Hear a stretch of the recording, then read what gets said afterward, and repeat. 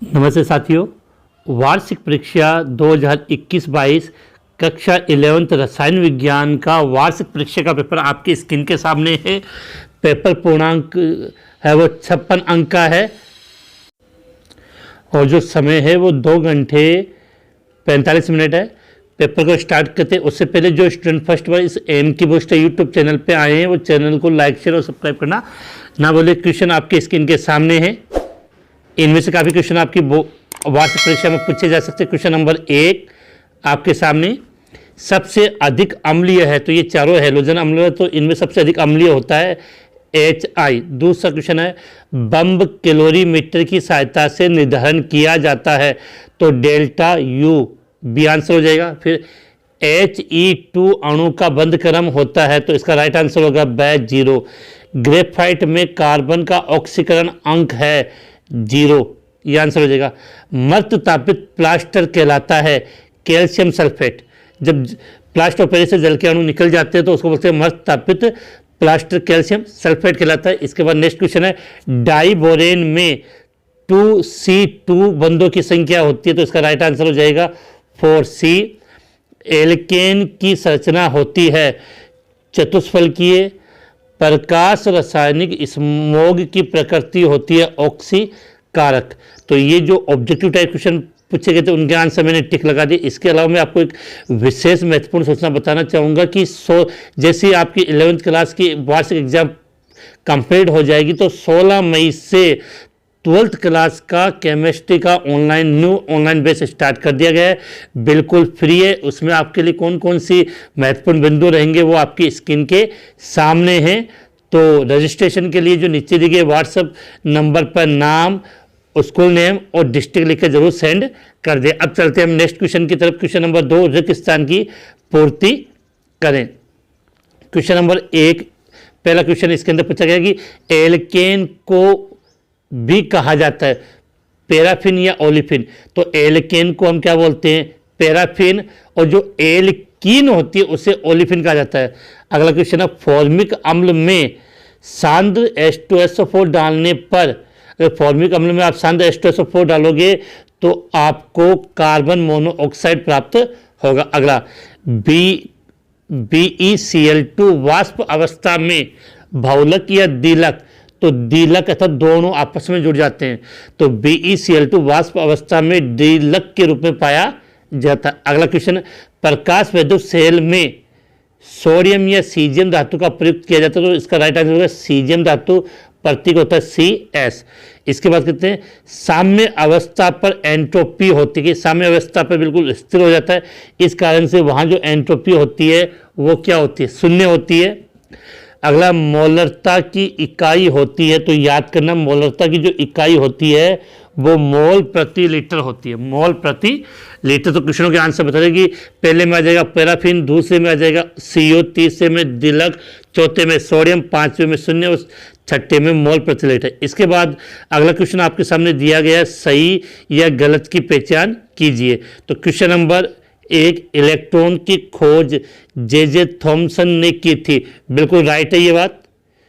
अगला, रक्त की pH 7.26 से 7.42 के बीच होती है, बिल्कुल, क्योंकि रक्त की pH लगभग हम 7.4 मानते हैं तो ये बात भी राइट है। अगला, हरित गृह प्रभाव के लिए सामान्यतः CO2 अर्थात कार्बन डाइऑक्साइड गैस जिम्मेदार होती है, बिल्कुल बात सही है तो ये भी राइट हो गया। Na2CO3, ये थोड़ा स्पष्ट नहीं तो बता दूं, नीचे CO3, Na2CO3 डॉट 10H2O को धावन सोडा भी कहते हैं, बिल्कुल सही है। अर्थात क्वेश्चन नंबर 3 के अंदर जो चारों खतन दिए हैं वो चारों की चारों आपकी क्या है, सही है। तो बिल्कुल आपने इनका आंसर लिख के आए होंगे। इसके बाद हम बात करते हैं क्वेश्चन नंबर 4 जो अति लघुत्मक क्वेश्चन है आपकी स्क्रीन पे। पहला क्वेश्चन इसके अंदर आपसे पूछ लिया गया, डेल्टा H और डेल्टा V के मध्य संबंध बताइए। डेल्टा H और डेल्टा V के मध्य आपको क्या बताना है, संबंध बताना है। तो बिल्कुल क्लियर होना चाहिए कि डेल्टा H बराबर होता है delta U plus P delta V। ये संबंध हो गया कि डेल्टा H और ये डेल्टा V के बीच संबंध, तो डेल्टा H बराबर delta U plus P delta V। वैसे नॉर्मली जो क्वेश्चन आता है वो डेल्टा H और डेल्टा U के मध्य संबंध पूछा जाता है।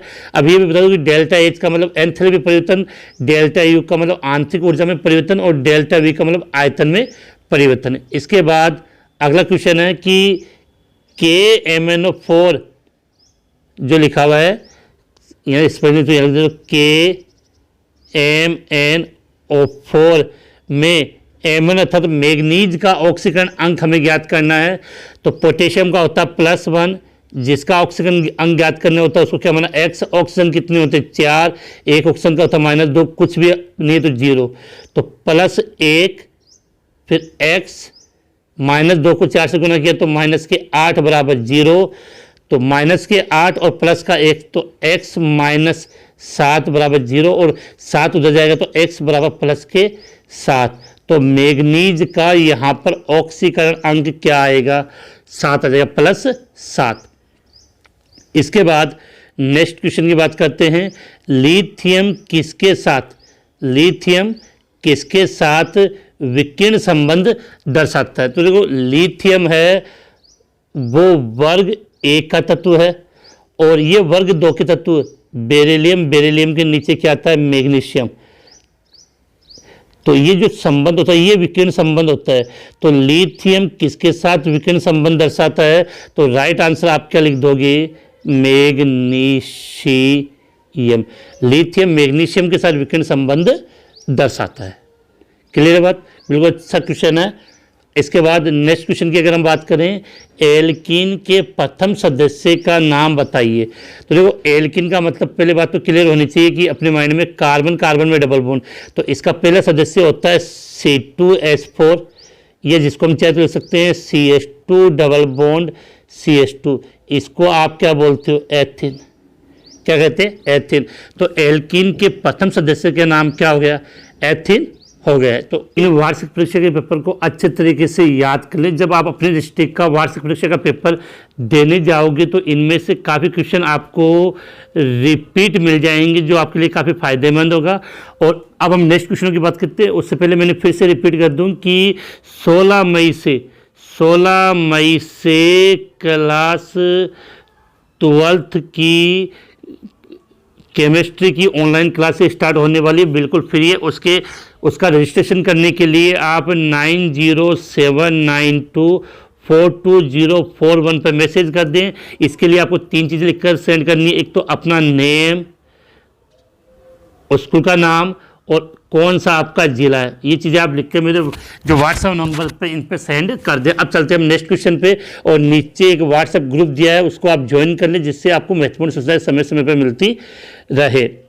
अगला क्वेश्चन आपकी स्क्रीन के सामने है कि हाइजेनबर्ग की अनिश्चितता का सिद्धांत लिखिए। तो क्वेश्चन काफ़ी बड़ा, स्क्रीन पे लिखना पॉसिबल नहीं होगा।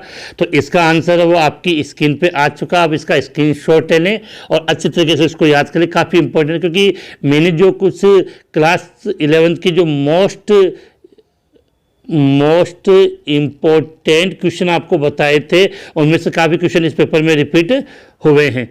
इसके बाद अगले क्वेश्चन की तरफ हम आगे बढ़ते हैं। अगला क्वेश्चन आपके सामने है ग्रेफाइट की संरचना। नेक्स्ट क्वेश्चन क्या है ग्रेफाइट की संरचना। तो ग्रेफाइट की संरचना कैसे बनाओगे। ये कार्बन का अपर ऊपर, इस ग्रेफाइट की संरचना आपकी स्क्रीन के सामने,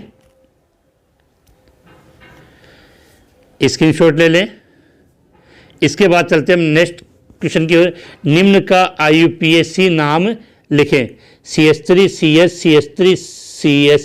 तो ये संरचना अगर आपको स्पष्ट नजर नहीं आ रही तो मैं इसको यहाँ बना देता हूँ। जिसे आप पहला है CH3 CH CH3 CH3। अभी को इनका हमें IUPAC नाम लिखना। तो ये 3 कार्बन की क्या होगी सीधी श्रृंखला 1 2 3। तो 2 पर मेथिल है तो इसका नाम क्या हो जाएगा 2 मेथिल और 3 कार्बन को हम क्या बोलते हैं प्रोपेन। क्या बोलते हैं प्रोपेन। तो 2 मेथिल प्रोपेन।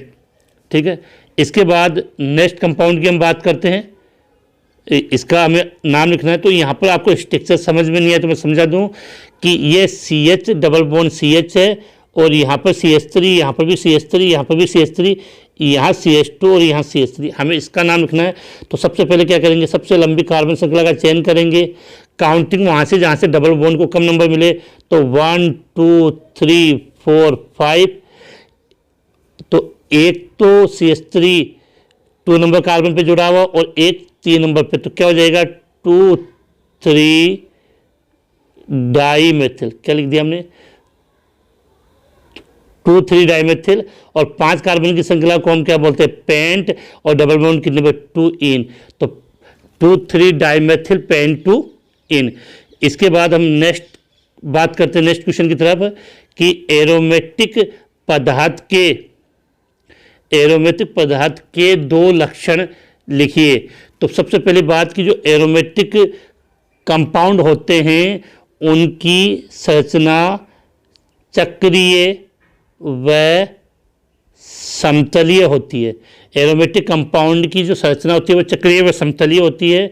और दूसरी कंडीशन, इनमें पाई इलेक्ट्रॉनों का, किसका,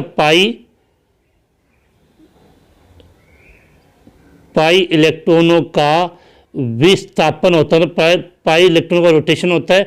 इसके अलावा सबसे इंपॉर्टेंट जो एरोमेटिक कंपाउंड होते हैं वो हैकेल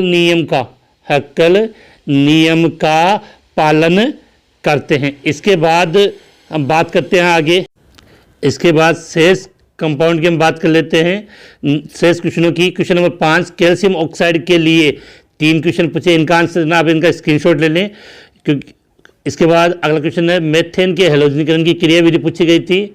और फिर अगला क्वेश्चन आता है निम्न की संरचना, जैसे ऑर्थोबोरिक अम्ल, डाइबोरेन, SiO4 इनकी आपको क्या बनानी थी, सबकी संरचना बनानी है। इसके बाद आगे हम बात करें, आप समय समय पर इनका स्क्रीनशॉट ले लें कि बड़े क्वेश्चन, साम्य अवस्था के 2 लक्षण बताते हुए केपी और केसी में संबंध स्थापित कीजिए। ये चैप्टर नंबर 7 से पूछा गया। वैसे चैप्टर नंबर 7 अपने सिलेबस से हटा दिए गए, तो इस बार इससे क्वेश्चन नहीं आएगा, ये गलती से पूछ लिया गया। इसके बाद अगला क्वेश्चन है कि Fe2+ Cr2O7 और Fe3+ और Cr3+ अभिक्रिया को आपको संतुलित करना है। इसके बाद इसका जो नेक्स्ट बड़ा क्वेश्चन है वो आपकी इसके निम्न अभिक्रियाओं को पूर्ण कीजिए, इनमें आपको उत्पाद की पहचान करनी है।